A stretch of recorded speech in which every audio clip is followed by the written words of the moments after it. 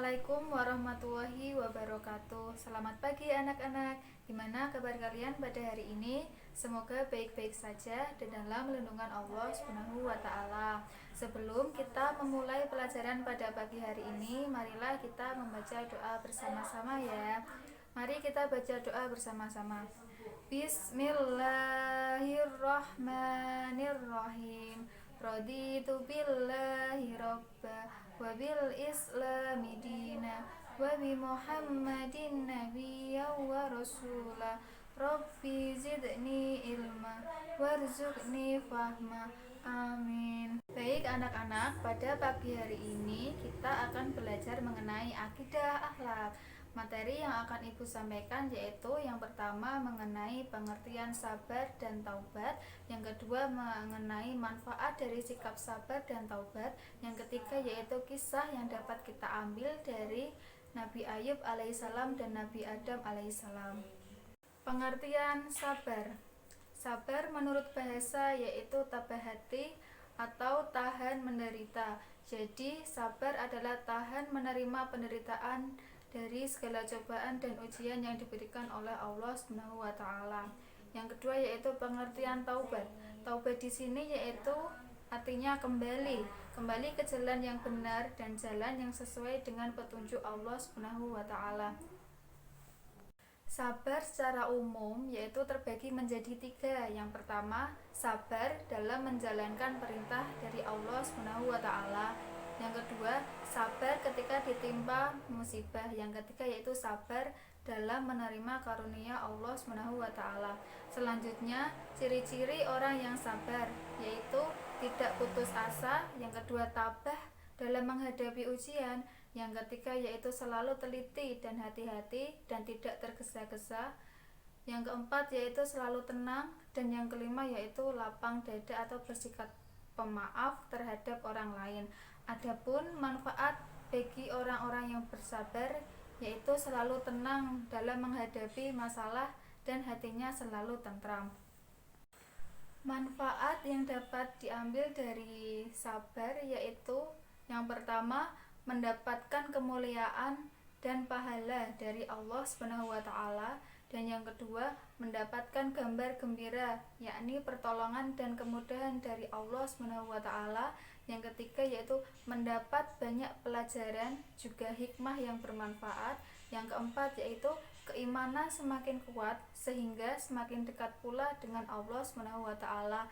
Yang kelima yaitu tabah dan sabar adalah wujud dari tawakal.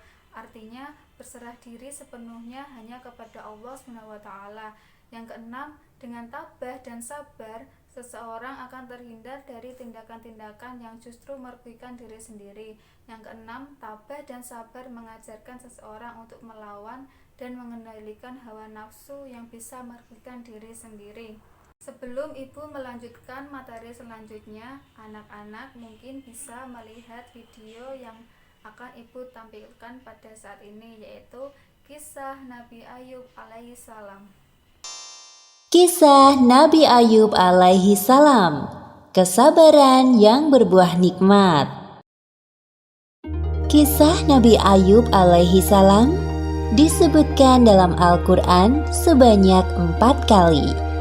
Salah satunya dalam surat Shad ayat 41 hingga 44. Dalam kisah ini kita akan menyaksikan kesabaran Nabi Ayub yang diberi cobaan oleh Allah Subhanahu wa taala berturut-turut. Kehilangan harta benda, anak-anak, dan menderita penyakit di sekujur tubuh. Nabi Ayub hidup di sebuah daerah bernama Haran di sekitar Syams bersama istri dan anak-anaknya. Ayub alaihi salam adalah seorang nabi yang sangat kaya raya di negerinya. Beliau memiliki lahan pertanian yang luas dan hewan ternak yang banyak. Dengan semua harta benda yang dimilikinya, Nabi Ayub tidak lupa bersyukur kepada Allah Subhanahu wa taala. Beliau selalu mempergunakan hartanya untuk kebaikan, seperti bersedekah dan memberi pekerjaan kepada orang yang membutuhkan. 20 tahun berlalu. Allah memberi cobaan kepada Nabi Ayub. Pertama, semua tanaman dan hewan ternaknya mati, terserang hama penyakit. Tidak ada satupun yang tersisa. Meskipun begitu, Nabi Ayub tetap bersyukur kepada Allah dan lebih rajin beribadah. Berikutnya, anak-anak Nabi Ayub yang berjumlah 12 orang meninggal dunia. Nabi Ayub merasa sedih ditinggalkan anak-anaknya. Namun, beliau tetap bersyukur dan makin menambah keimanannya kepada Allah sembari menghibur istrinya.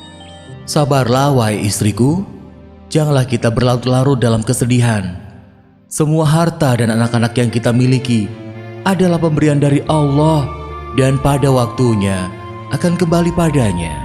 Iya suamiku, terima kasih telah mengingatkanku.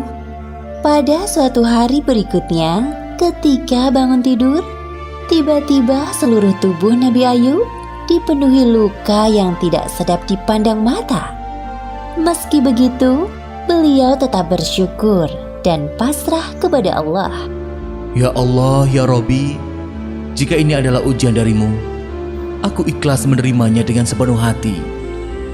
Hari demi hari berlalu, penyakit Nabi Ayub semakin parah, sehingga menyebabkan orang-orang di sekitarnya menjauhinya.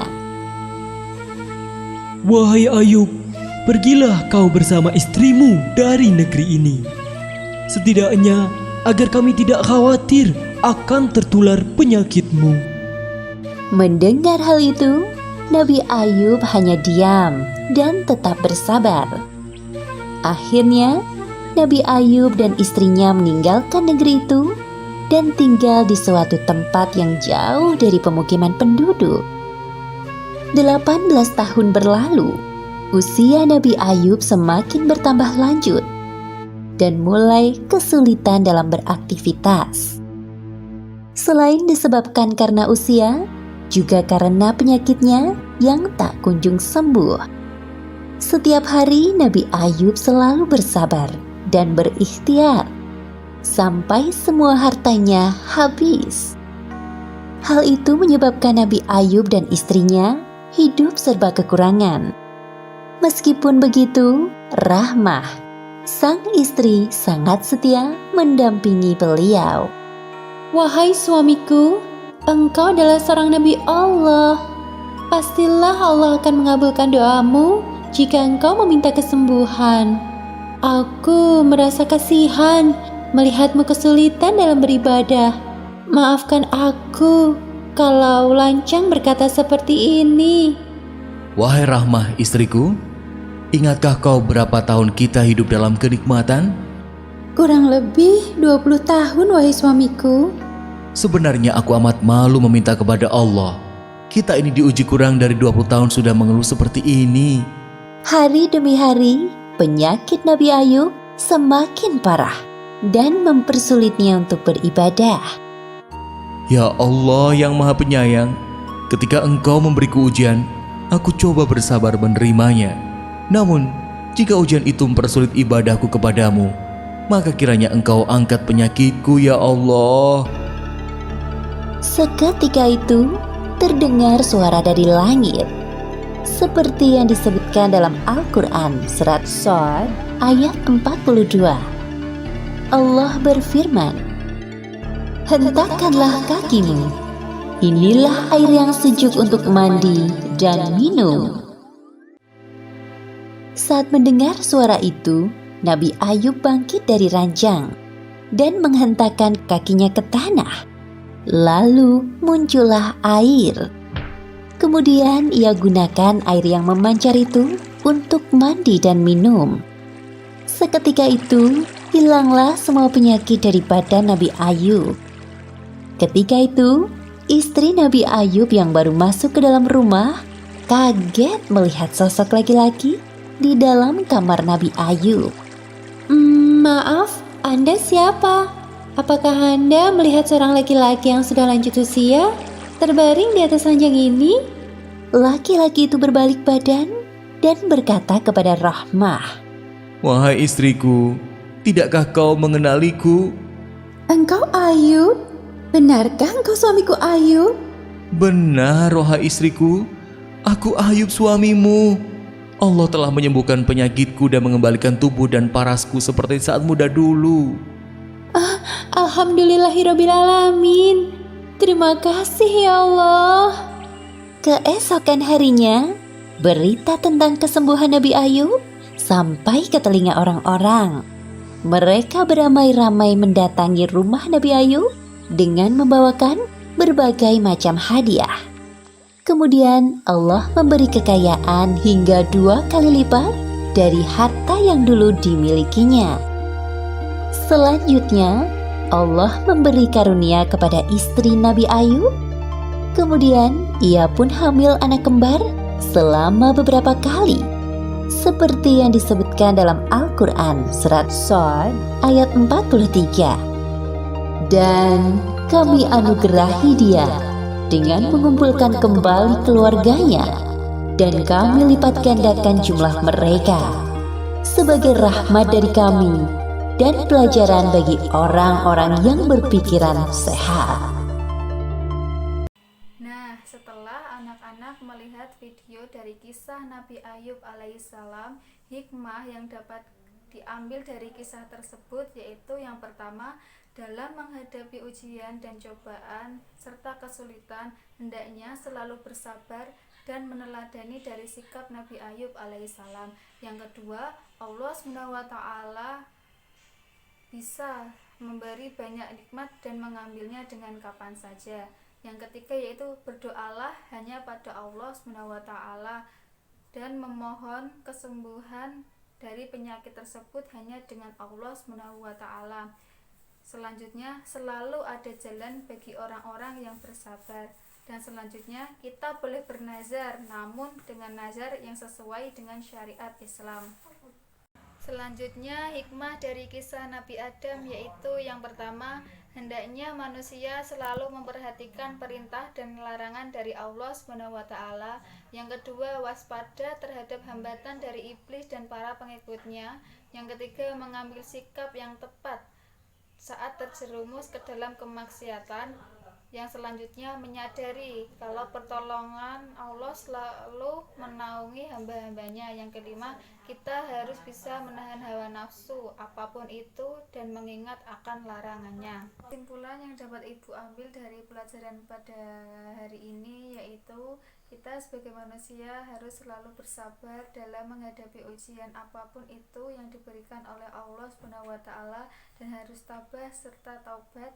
Taubat di sini yaitu kita mengakui kesalahan apa yang pernah kita lakukan dan kita harus bisa meneladani dari kisah Nabi Ayub alaihissalam dan Nabi Adam alaihissalam yang bisa kita terapkan di dalam kehidupan sehari-hari. Sekian yang bisa Ibu sampaikan. Kurang dan lebihnya Ibu mohon maaf. Wabillahi taufiq wal hidayah. Wassalamualaikum warahmatullahi wabarakatuh.